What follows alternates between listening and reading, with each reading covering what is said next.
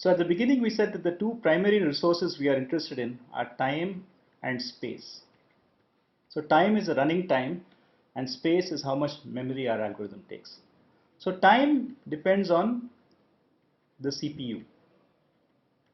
Right? There's not much we can do to our CPUs. We can just run them at the speed that they're designed for. So there's really little that we can do to improve the running time. On the other hand, space can be augmented.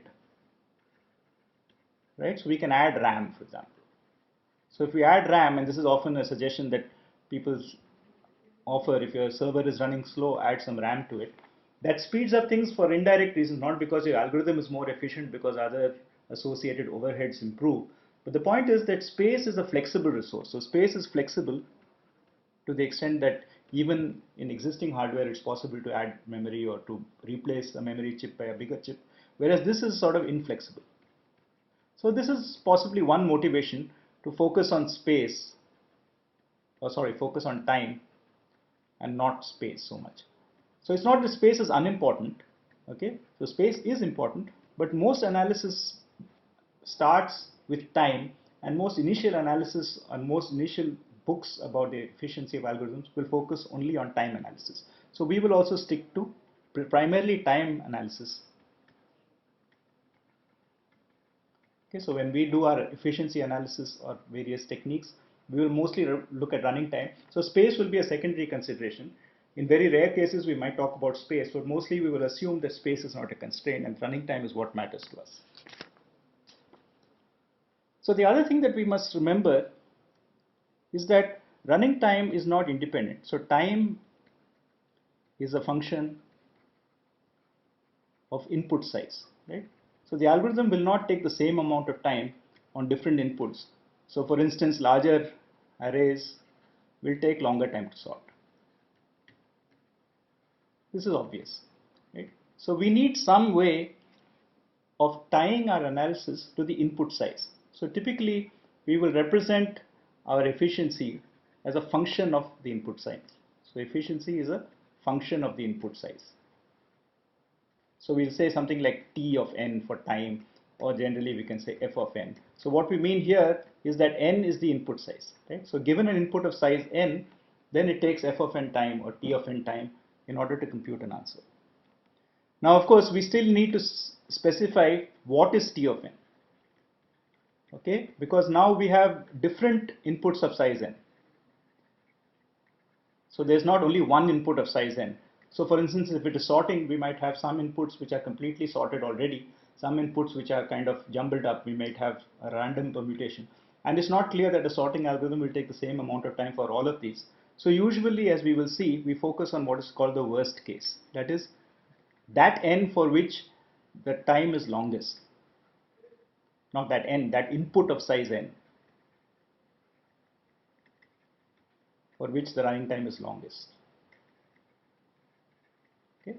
So when we say T of n, unless we say otherwise, we really mean that we are taking a kind of worst case estimate over all inputs of size n, what is the time our algorithm takes. And this kind of gives us an overall upper bound on how long our algorithm will take to execute. Because if it takes T of n time, then we can be sure that for any input of size n, it will terminate within that time. So this is the maximum time we need to budget for. Having said this, now we have still the question of specifying the input size, right? So what is the input size, right? So if you look at arrays, for instance, if you're looking at sorting or something, then the size of the array is a natural bound. Okay? The size of the array is a number of elements, right? It's not the values of the elements. It doesn't take us any longer to sort an array with small values than it does to sort an array with large values, assuming of course the values are not so large that it takes unusual storage. So if we are sorting arrays which have numbers like 13, 14 and 17, and we are sorting another array which has numbers like 5 million and 7 million, the fact that one has 5 million and 7 million doesn't really make a difference. It's only the number of elements. Okay? So for arrays and for other problems involving arrays, size of an array is typically the input size. Then we could have what are called combinatorial problems.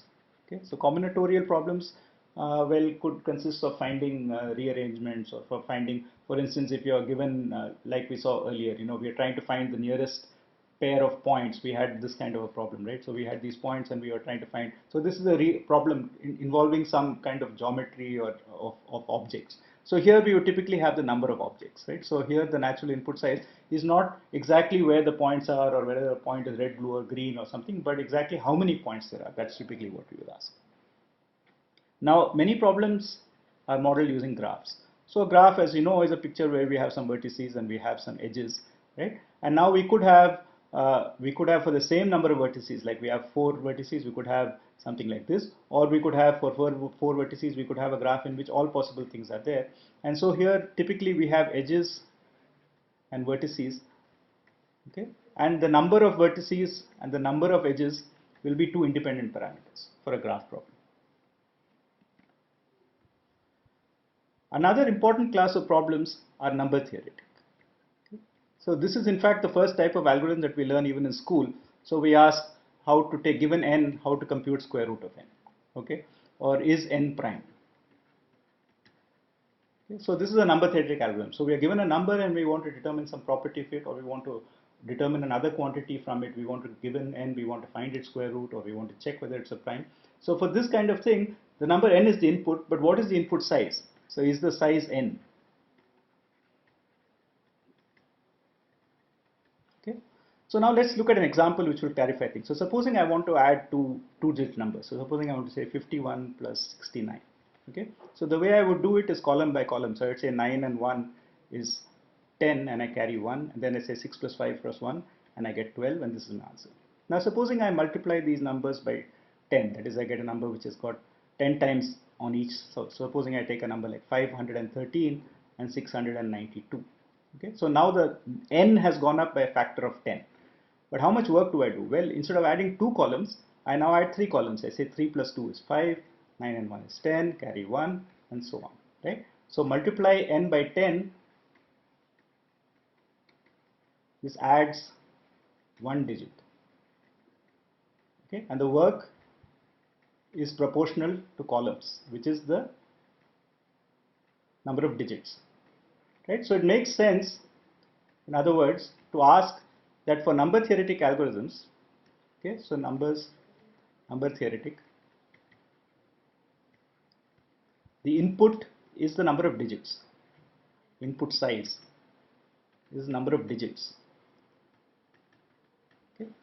So now if I take a number like say 10,462, okay, so this is 1.0462 times 10 to the 4, right? So this will be, so if I take the log to the base 10 of this number, okay, it's going to be 4 point something, right? So this 4 comes from here, right?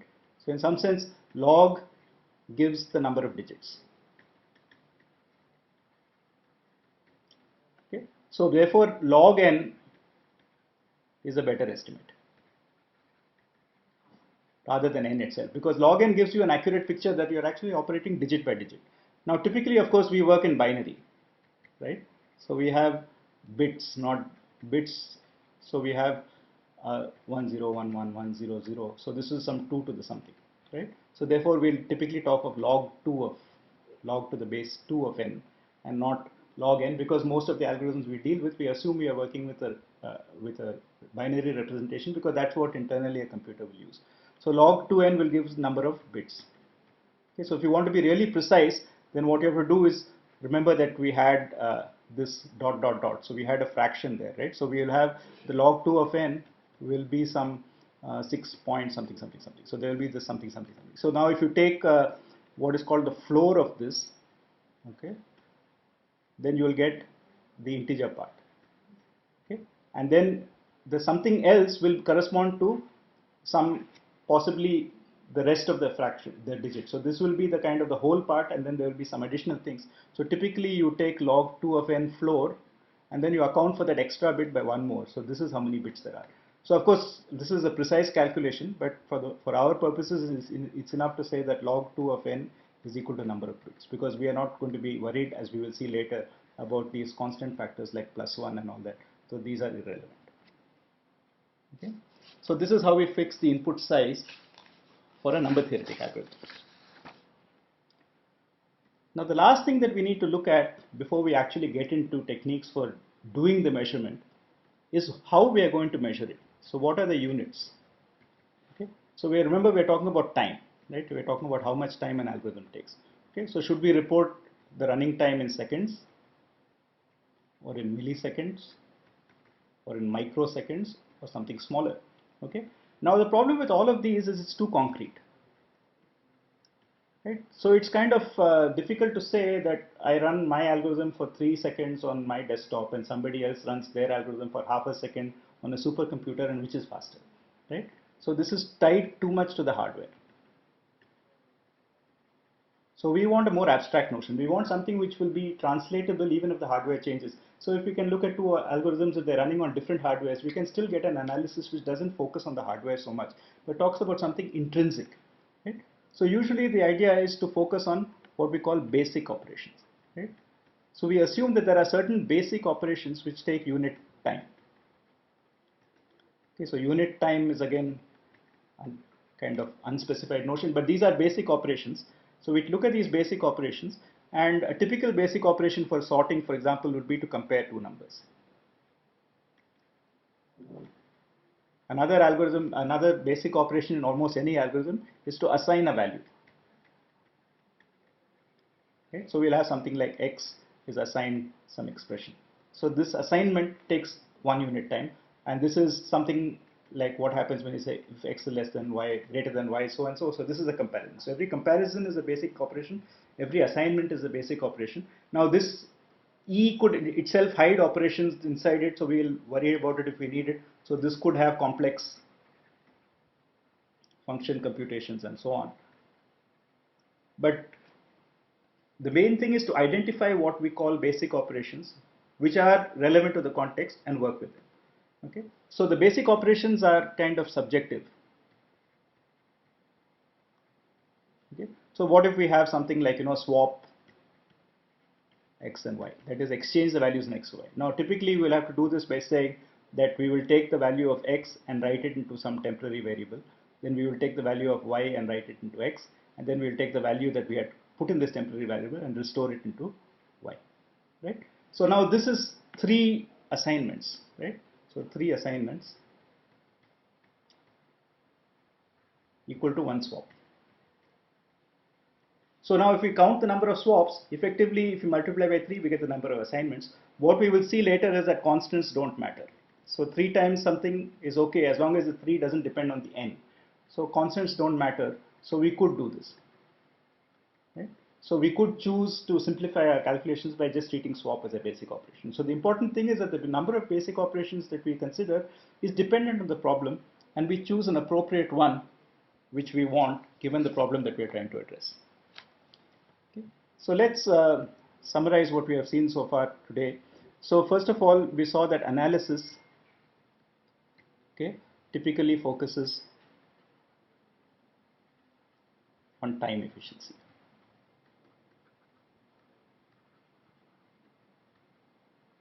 Okay, and space is the other option.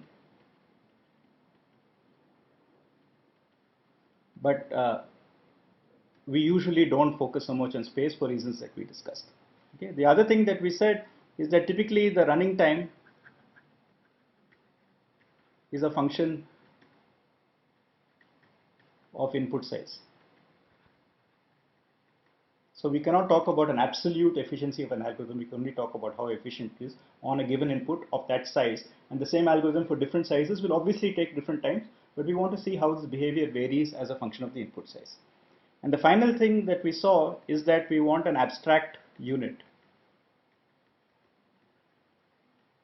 okay, some kind of basic operation to report our answers. So we are not going to talk in terms of concrete units of time, but rather in terms of how many steps it takes, in terms of some notion of step which we fix so that we can compare all algorithms. So it's not really important that we know exactly what the step is for all algorithms. But if you're talking about 2 sorting algorithms, certainly we would expect the same notion to be basic in both. Otherwise we can't be comparing them. If one of them we're counting different things and the other one we're counting different things, it doesn't make much sense. Okay? So with these 3 things at the back of our mind, we will now go on to see how we can formulate a notation and some kind of framework in order to actually write down what we are interested in.